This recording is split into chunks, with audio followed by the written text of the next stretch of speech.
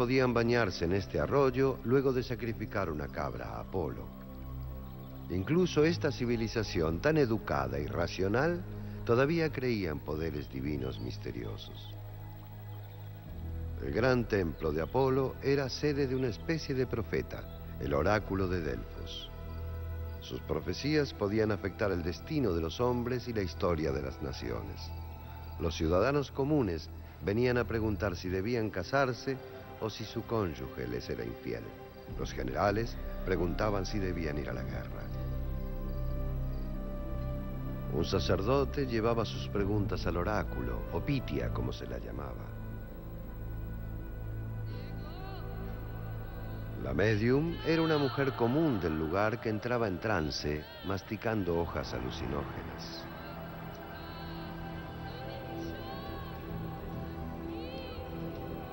Sus respuestas eran mensajes confusos que el sacerdote interpretaba de forma más ambigua aún, dejando que los invocantes escogieran el significado que más les convenía. A veces, las respuestas eran malinterpretadas. Cuando Creso, rey de Lidia, preguntó si debía atacar el imperio persa, la respuesta fue: si entras en guerra, destruirás un gran reino. Así lo hizo, y el reino destruido fue el suyo.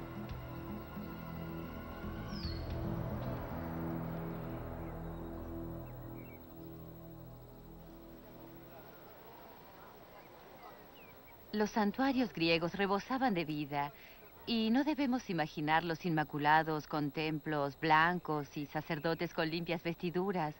Había vendedores, músicos, había sitios para acampar alrededor de los templos, así que todo estaba lleno de vida. Miles de personas iban a Delfos cada 4 años para un festival de 5 días. Avanzando por el camino sagrado hacia el templo de Apolo, pasando por 3000 estatuas y arcas con las riquezas de varias ciudades-estado, los peregrinos debían ofrecer lo que podían. Incluso se decía que el rey Midas envió su trono de oro macizo con el fin de honrar a Apolo. Pero fue también en Delfos donde tenía lugar otro ritual no oficial, no para honrar a Apolo, sino a otra clase de dios. Se dice que en invierno las mujeres subían al monte Parnaso justo detrás de Delfos y bailaban desenfrenadamente en honor de Dionisio, el dios del vino. Se llamaban Ménades. Era una de las pocas veces en que las mujeres de esta sociedad tan ordenada se dejaban llevar por sus instintos y abandonaban sus inhibiciones. Las Ménades eran seguidoras de Dionisio, es decir, mujeres liberadas que dejaban sus hogares y salían dentro de una atmósfera femenina y bailaban y hacían días de campo, quizás cosas inocentes, pero debido a que lo hacían solas, la imaginación masculina les hizo hacer cosas monstruosas. Pensaban que fornicaban, o hacían orgías, o comían carne cruda y cosas así. Estos ritos privados posteriormente pasaron a ser eventos públicos, y ese fue el comienzo de lo que hoy conocemos como teatro. El drama surgió como parte de los festivales religiosos, y tenían al dios Dionisio, que era el dios de todo lo exquisito, y la gente solía ir a celebrar, y ello condujo a la poesía, al ditirambo, y luego se introdujeron figuras masculinas con máscaras, y gradualmente se llegó a lo que hoy conocemos como tragedia y comedia. Este anfiteatro de Delfos es uno de los cientos construidos por los antiguos griegos. Aquí se producían obras que aún se representan hoy en día, muchas sobre mujeres. Iula Gabala es una conocida actriz griega que ha representado la mayoría de los papeles femeninos de las obras clásicas. La mayoría de las mujeres debían quedarse en sus hogares, pero tenían una fuerte personalidad. Administraban la casa y la vida de sus maridos. Iula se prepara para ensayar Medea, una de las tantas obras sobre cosas terribles que suceden cuando se desatan las pasiones de una mujer. Por supuesto, esas poderosas mujeres encerradas en estas hermosas casas eran un misterio para los hombres. Era ese otro mundo el que ellos querían conocer más, experimentar más. Y es por eso que elegían mujeres como heroínas de sus obras. El teatro pasó a ser el centro de su forma de vida. Se pasaban todo el día. Comenzaban de mañana, veían 3 obras y duraban mucho tiempo. Tenían subsidio del gobierno y también el aporte privado de los ricos. Había debate político y se tenía un sentido de participación. El coro era un recurso que representaba al pueblo, y las historias eran a menudo tomadas de la mitología, pero era la forma en que estaban representadas lo que cautivaba la imaginación de todo el pueblo. La pasión lleva al valor. Medea trata de una mujer impulsada a cometer actos atroces de venganza debido a que su esposo la traiciona para beneficio propio. Pudiste haberte quedado en Corinto. Medea se niega a aceptar la decisión de su esposo Jasón de abandonarla por la hija del rey.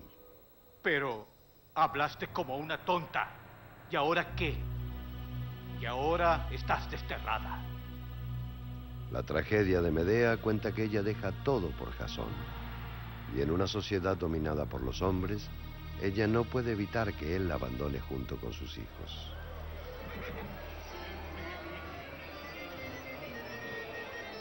Los rastros de esa tensión entre hombres y mujeres pueden aún ser vistos hoy en Grecia. Esta sociedad también está dominada por los hombres, hombres obligados a demostrar su masculinidad.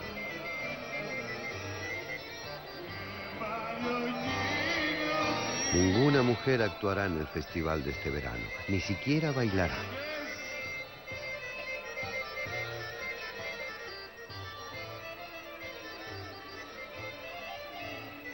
Los hombres hacen lo que quieren, las mujeres son meras espectadoras.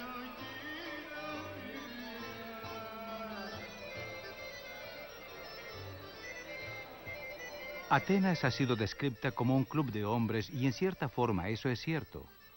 Las mujeres, los residentes extranjeros, los esclavos no tenían derecho al voto y se los consideraba inferiores. Eran los hombres de ese club los que mandaban. Y querían que todo siguiera así. Y para algunas sufridas mujeres, los hombres siguen llevando la batuta.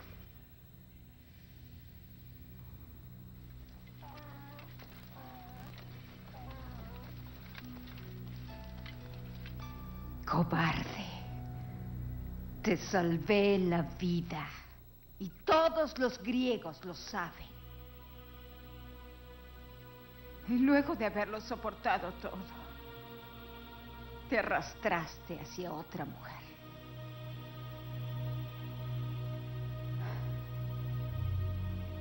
Jasón, ¿a dónde voy a ir?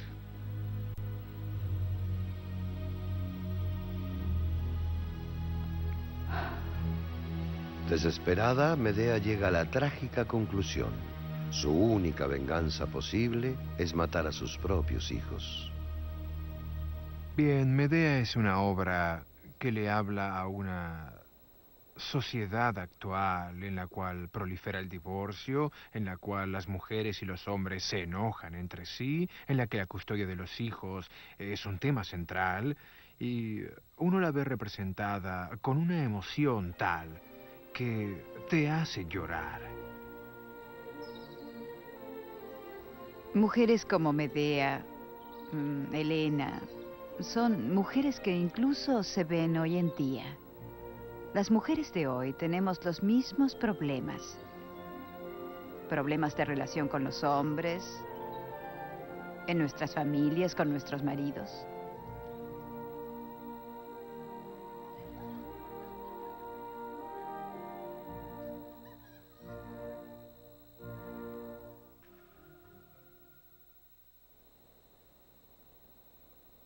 En este estadio se llevaban a cabo los Juegos Némeos, uno de los 4 grandes festivales religiosos y atléticos de la antigua Grecia.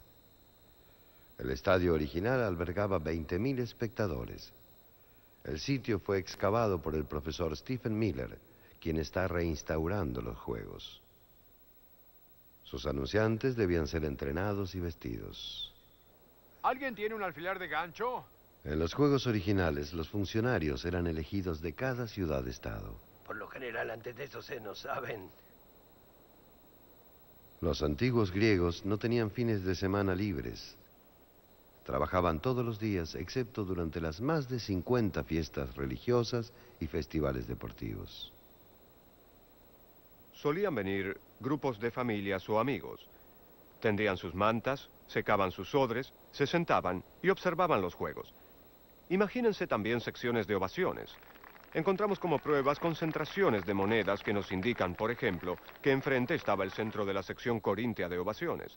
Todas las monedas sacadas del estadio de Corinto están allí. Aquí, del otro lado, justo detrás de la tribuna de los jueces, no es casualidad que hayamos encontrado todas las monedas de Argos. Los juegos estaban controlados por Argos. El sector de ovaciones está justo detrás de la tribuna de los jueces para reforzar seguramente su decisión.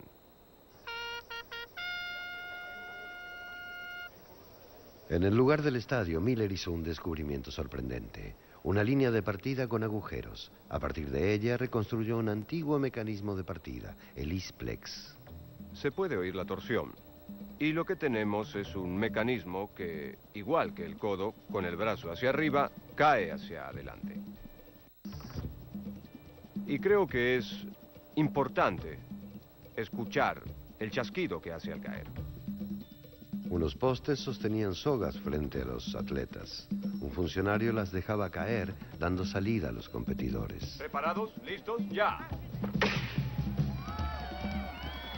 Originalmente, los atletas competían desnudos y las mujeres eran excluidas de los juegos. Pero hubo una mujer decidida a ver competir a su hijo. Se vistió como un entrenador y al ganar su hijo entusiasmada, saltó la cerca y todo se descubrió. Luego de eso, incluso los entrenadores debieron desnudarse.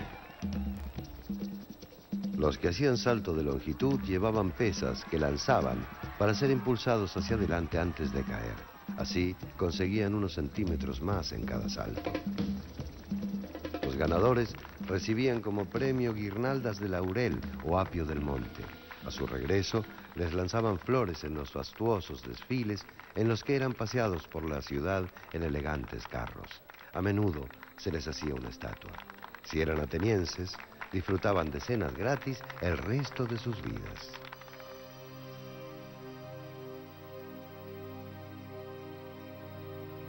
Los juegos más importantes de Grecia se celebraban cada 4 años en este valle, en Olimpia. El primer evento deportivo internacional del mundo se celebró aquí, en el 776 a.C. Los griegos fueron los primeros en hacer del deporte una competencia seria. Incluso la palabra atleta proviene de la palabra griega atlos, competencia.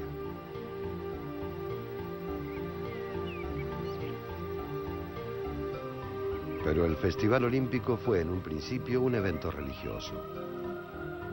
Unos 100 bueyes se sacrificaban aquí en un altar frente al templo de Zeus. Su interior estaba dominado por una estatua del dios revestida en oro. Ante ella, todos los atletas griegos debían rezar antes de competir. En la entrada de Olimpia había un gimnasio donde los atletas entrenaban y la oficina del comité organizador, que decidía si el atleta era moralmente apto para competir. Se construyó un hotel para personalidades alrededor de una elegante fuente. En el otro extremo había una pequeña Naciones Unidas. Los estados debían cesar las hostilidades durante los Juegos y reunirse aquí para dirimir sus diferencias. En el centro de todo se erigía el gran templo de Zeus. Uno no iba solo por el deporte. Iba por el festival religioso, para hacerle el sacrificio a Zeus. Iba para hablar con la gente que conocía de Argos, Esparta, Atenas o Tebas. Heródoto solía ir a leer el último capítulo de sus historias para ver si gustaría. Píndaro esperaba a un costado que un atleta ganara para que le encargara una poesía. El escultor Mirón